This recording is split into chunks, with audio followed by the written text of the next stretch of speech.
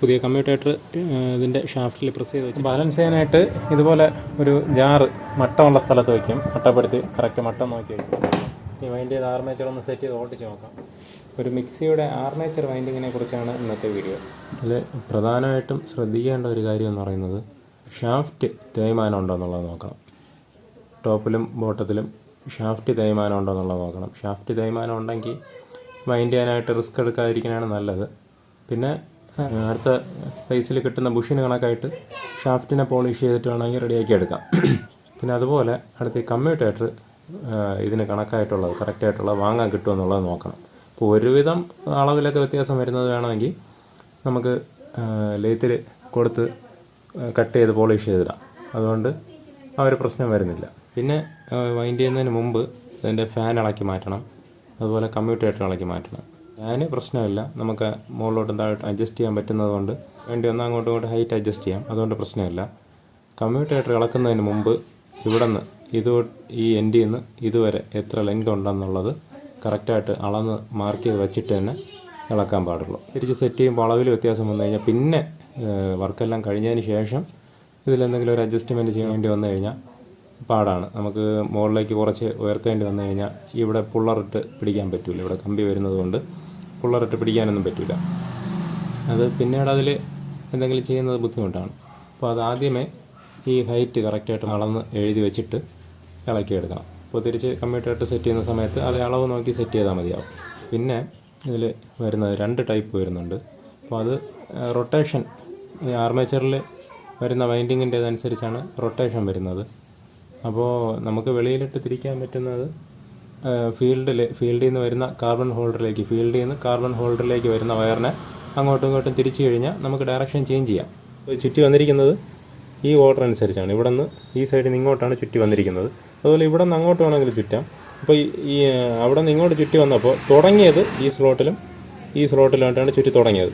അപ്പോൾ അതിൽ ചുറ്റി തുടങ്ങിയ സെറ്റിൻ്റെ എൻഡാണ് ഈ തീരുന്നതിൻ്റെ ഈ സെറ്റ് തീരുന്നതിൻ്റെ അതായത് ഒരു റിങ്ങാണ്, വൈൻഡിങ്ങിൻ്റെ ഒരു റിങ്ങാണ്. ഇപ്പോൾ ഇവിടെ നിന്ന് ഇതിൽ നിന്ന് തുടങ്ങി ചുറ്റി ഇങ്ങനെ വന്ന് ഓരോ സെറ്റിലും ചുറ്റി തീരുന്നത് ഈ സെറ്റാണ് ചുറ്റി തീരുന്നത്.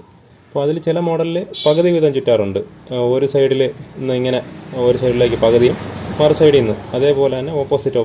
ഇതിപ്പോൾ ചുറ്റി തുടങ്ങുമ്പോൾ ഇതുപോലെ തുടങ്ങും. ഇപ്പോൾ ഞാൻ വിരൽ വെച്ചിരിക്കുന്ന സ്ലോട്ടിൽ നിന്ന് തുടങ്ങും. 2 സൈഡിൽ നിന്ന് ചുറ്റി ഇതുപോലെ ഇങ്ങനെ കറങ്ങി ഇങ്ങോട്ടാണെങ്കിൽ ഇങ്ങോട്ട് അല്ലെങ്കിൽ ഇങ്ങോട്ടാണെങ്കിൽ ഇങ്ങോട്ട് കറങ്ങി കറക്റ്റ് സെറ്റ്. എല്ലാ സ്ലോട്ടിനകത്തും 2 വൈൻഡിങ് ഇറങ്ങും ഇതിനകത്ത് ലാപ്പായിട്ട്. അപ്പോൾ ഇതിനകത്ത് നോക്കിയാൽ കാണാം അടിയിൽ വീണ്ടും ഒരു വൈൻഡിങ് കാണാം. അപ്പോൾ ഇങ്ങോട്ട് ചുറ്റിയിട്ടുണ്ട്. അപ്പോൾ ഇതുപോലെ എല്ലാ സ്ലോട്ടിലും 2 വൈൻഡിങ് ഇറങ്ങും. 2 എന്ന് പറഞ്ഞാൽ ടാപ്പിംഗ് വരുമ്പോൾ 4 ടാപ്പിംഗ് വരുന്ന സെറ്റ് വൈൻഡിങ് അത് ചുറ്റുമ്പോൾ കാണിക്കാം. അപ്പോൾ കണക്ഷൻ കൊടുക്കുന്നത് ഒന്നുകിൽ ഇപ്പോൾ നമുക്ക് ഓർഡർ എന്ന് പറയുന്നത് ഈ സെറ്റ് വൈൻഡിങ്ങിൻ്റെയാണ് പറയുന്നത്. അതുപോലെ തന്നെ ഓരോ സെറ്റിനും വരും. ഈ സെറ്റ് വൈൻഡിങ്ങിൻ്റെ നേരെ സ്ട്രെയിറ്റ് നോക്കിയിട്ട് രണ്ടാമത്തെ സെഗ്മെൻറ്റിലാണ് അതിൻ്റെ തീരുന്ന വയർ കണക്ട് ചെയ്തിരിക്കുന്നത്. അതിൻ്റെ തന്നെ തുടങ്ങുന്ന വയർ ഇപ്പുറത്തേലാണ് കണക്ട് ചെയ്തിരിക്കുന്നത്. ആ സെറ്റ് വൈൻഡിങ്ങിൻ്റെ തന്നെ തുടങ്ങുന്ന വയറും അതിൻ്റെ അടിയിൽ ചുറ്റിയിരിക്കുന്ന സെറ്റിൻ്റെ തീരുന്ന എൻഡും കൂടെ ഇതിൽ കണക്ട് ചെയ്തിട്ടുണ്ട്. അപ്പോൾ ഇതിൻ്റെ ഈ പുറത്ത് കാണുന്ന വൈൻഡിങ്ങിൻ്റെ അടിയിൽ വരുന്ന തുടങ്ങുന്ന എൻഡ് സ്വാഭാവികമായിട്ട് ഇവിടെ ആയിരിക്കും കണക്ട് ചെയ്തിരിക്കുന്നത്, ഈ സെഗ്മെൻറ്റിലായിരിക്കും. അപ്പോൾ ഈ ഓർഡർ ഈ സൈഡിൽ നിന്ന് ഇങ്ങനെ ചുറ്റി വന്നിരിക്കുന്നതുകൊണ്ട് ആ ഒരു ഓർഡർ ഈ റൈറ്റ് സൈഡിൽ ലീഡ് വരുമ്പോൾ ഇപ്പോൾ ഇതിൻ്റെ തന്നെ ലീഡ് വേണമെങ്കിൽ ഇതിൻ്റെ ഈ ലെവൽ നോക്കിയിട്ട് ഇപ്പുറത്ത് രണ്ടാമത്തെ സെഗ്മെൻറ്റിൽ കൊടുക്കാം, കുഴപ്പമൊന്നുമില്ല. കറങ്ങുന്നത് തിരിഞ്ഞ് കറങ്ങുമെന്നുള്ളതേ ഉള്ളൂ. അതിപ്പോൾ കാർബൺ ഹോൾഡറിലെ വയർ തിരിച്ചിട്ട് എങ്ങോട്ട് വേണമെങ്കിലും മാറ്റി കറക്കാം, പ്രശ്നമില്ല. ഇതിൽ ലെഫ്റ്റ് സൈഡിലേക്കാണ് പോയിരിക്കുന്നത്. ഈ സെറ്റിൻ്റെത് ഈ കമ്പി ലെഫ്റ്റ് സൈഡിലേക്കാണ് പോയിരിക്കുന്നത്. അതും ഈ ഓർഡർ അനുസരിച്ച് ഈ സ്ലോട്ടിൻ്റെ ലെവൽ നോക്കിയിട്ട് രണ്ടാമത്തെ സെറ്റിലാണ് അത് കണക്ട് ചെയ്തിരിക്കുന്നത്. അപ്പോൾ ഇതിൽ കണക്ഷൻ ഇങ്ങോട്ട് പോകും, മറ്റേതിൽ ഈ റൈറ്റിലേക്ക് പോകും, അതേ ഉള്ളൂ. റൈറ്റ് സൈഡിലേക്ക് വരുന്ന കണക്ഷനാണ് വരയ്ക്കുന്നത്. അപ്പോൾ ഇത് എക്സാമ്പിൾ ഒരു 35 ടേൺസ് ആണെങ്കിൽ ഇങ്ങനെ വന്നിട്ട് ഇതിൻ്റെ കണക്ഷൻ പുറത്ത് പോകും. അടുത്ത് ഇതിൽ നിന്ന് തുടങ്ങുന്ന തന്നെ വീണ്ടും ഒരു 35 ടേൺസ് ഇതിൻ്റെ പുറത്തുകൂടെ തന്നെ ചുറ്റും, അതേ സ്ലോട്ടിൽ ചുറ്റിയിട്ട് അതിൻ്റെ എൻ്റെ ഇപ്പുറത്ത് പോകും. അടുത്ത സ്ലോട്ടിലാണ് ചുറ്റുന്നത്. അപ്പോൾ അത് ഈ സൈഡിൽ നിന്ന് ഇങ്ങനെ ചുറ്റി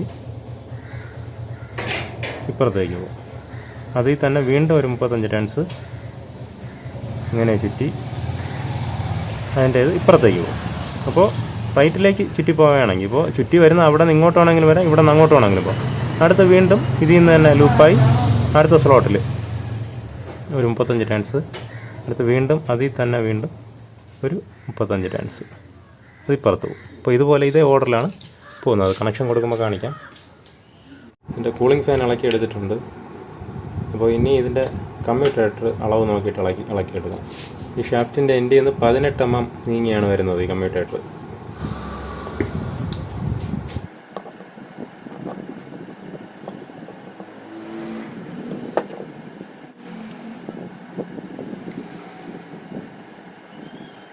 ഇപ്പോൾ ഇളക്കിയെടുക്കുമ്പോൾ ഷാഫ്റ്റ് ഡാമേജ് വരാൻ നോക്കിക്കൊള്ളാം. ഷാഫ്റ്റ് ഡാമേജ് വന്നു കഴിഞ്ഞാൽ ചെയ്യുന്ന പണിയെല്ലാം വേസ്റ്റായിപ്പോവും.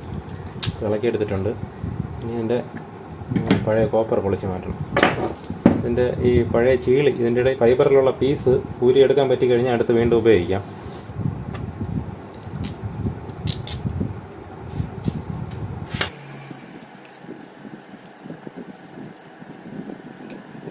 പൊളിച്ചെടുക്കുമ്പോൾ കോറിനും ഡാമേജ് വരാൻ പാടില്ല, അതും ശ്രദ്ധിക്കണം. അതുപോലെ കംപ്ലീറ്റും പൊളിച്ച് മാറ്റാം.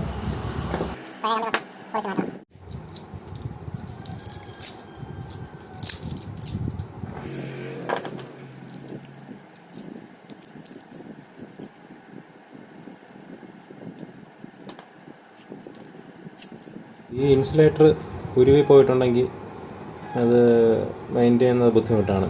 ഇതിൽ ഇൻസുലേറ്റർ ഡാമേജ് ഒന്നും വന്നിട്ടില്ല. ചിലത് ഓവറായിട്ട് ഹീറ്റായി ഉരുവിപ്പോവും. ഉരുവി പോയി കഴിഞ്ഞാൽ പിന്നെ ഇവിടത്തേക്കുള്ള ഇൻസുലേറ്റർ പേപ്പറിൽ വെട്ടിയിടണമെങ്കിൽ ഭയങ്കര ബുദ്ധിമുട്ടാണ്.